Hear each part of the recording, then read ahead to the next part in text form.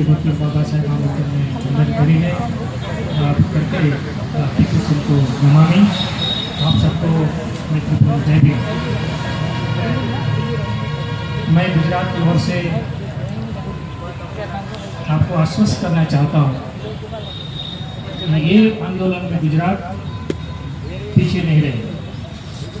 गुजरात आए तो एक बहुत दूर है, इधर से 1800 किलोमीटर दूर और भारत का लास्ट जो पॉइंट है। लेकिन मैं कल की बात आपको बताऊंगा कि कल 12 मार्च थी। 12 फरवरी को हमने ये आंदोलन शुरू किया, तो 12 मार्च को Ahmedabad mega city Ahmedabad 50 kilometre की एक रैली कल निकाली और पूरे अहमदाबाद में जो पब्लिक रोड है उनमें ये लोगों ने रैली करके इस आंदोलन को समर्थन दिया। अभी भी इसी वक्त अहमदाबाद का रिवर फ्रंट जो प्रसिद्ध जगह है, वहाँ भगवान बुद्ध की विशाल प्रतिमा है, वहाँ 50-60 लोग बैठे हैं जो समर्थन में बैठे हैं। तो ऐसे गुजरात के बहुत ही जिलों में इस आंदोलन के लिए सहयोग करें, प्रदर्शन करें, मेमोरेंडम दे रहे हैं। मैं अकेला नहीं है, 3 आदमी हम लोग आए, लेकिन हम मेरे पीछे 19 तारीख से अहमदाबाद से गुजरात से लोग आने शुरू हो जाएंगे और हम वहाँ रहेंगे, लोग को भेजेंगे। पर देखो हम आएंगे, गुजरात के लोग धन देने में भी कोई पीछे नहीं रहने वाले हैं।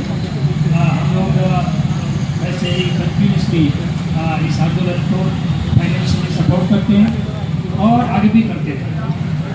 तो हमें तो ये जो ऐतिहासिक आंदोलन है उसमें भाग लेने का, इसमें जुड़ने का अच्छा अवसर मिला।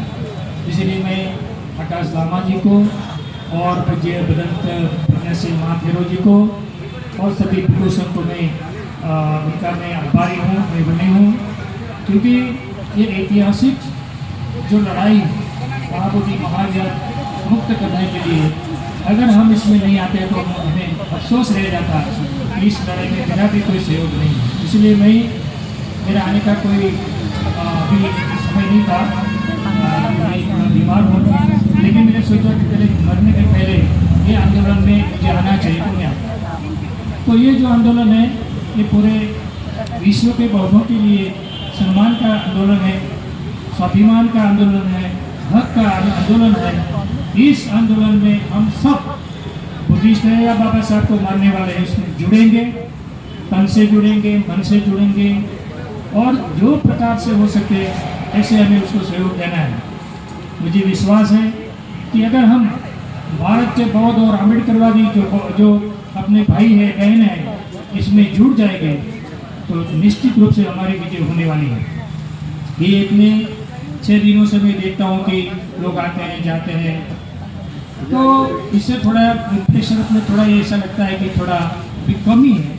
इस कमी तो मेरे ख्याल से 2-3 दिन में पूरी हो जाएगी। नागपुर से लोग चले हैं, अहमदाबाद से लोग चले हैं, जूनागढ़ गुजरात से लोग चले हैं, तो ऐसे लोग चलते चलते राजस्थान से भी लोग चले हैं।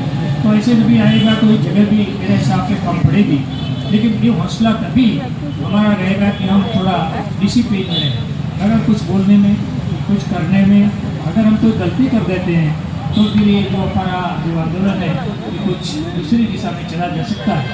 तो ये मुझे मैं आपसे आग्रह करूँगा और हमारे जो भी बुद्धिस्ट हैं जो भारत में और जो हमारे अम्बेडकरवादी भाई बहन हैं वो ये आंदोलन में जुड़ के बोलने में थोड़ा से रखेंगे।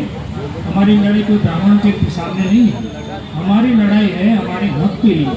हमारी चीज़ हम मानते हैं, ब्राह्मण से छीनना हम नहीं चाहते, ये तो जबरदस्त वहाँ घुस के तो उसको निकल जाना चाहिए।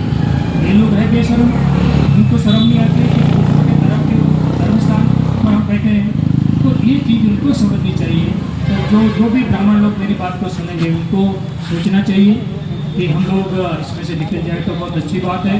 बौद्धों का पवित्र स्थल, इसको पवित्र रखना है, उसके लिए जो भी कुर्बानी देनी है तो हम लोगों को देने की तैयारी करनी चाहिए, क्योंकि ये जो धम्म रत्न हमें मिला है बाबा साहब ने, हम लोगों ने कोई कुर्बानी नहीं दी, किसी ने भी हमने कुर्बानी नहीं दी, कुछ भी हमने नहीं दिया, फिर भी बोधिसत्व परम पूज्य डॉक्टर बाबा साहब ने दी हमें धम्म दिया है, तो उसकी कीमत भी हमें समझनी चाहिए। हो सकता है कभी समय आएगा तो बलिदान भी हो सकता है। तो तन मन और धन, तो तन भी कभी देना हो, किसके नसीब में आएगा बलिदान ये मैं नहीं जानता हूँ, लेकिन मेरे नसीब में आ जाए तो मैं मानूंगा कि मेरा जीवन सफल हो गया है। तो मैं आह्वान करता हूँ सबको कि मरने के लिए भी तैयार होना पड़ेगा। धन भी देंगे और तन भी देंगे, ऐसा करेंगे तो मुझे लगता है कि हम लोग सफल हो जाएंगे। दूसरा मैं तो बार बार मैं लिखता हूँ कि जो बौद्ध भिक्षु है उन्होंने जो जीवन लिया है, तो इसका मतलब कि उन्होंने अपना जीवन, अपना शरीर धम्म को अर्पण कर दिया।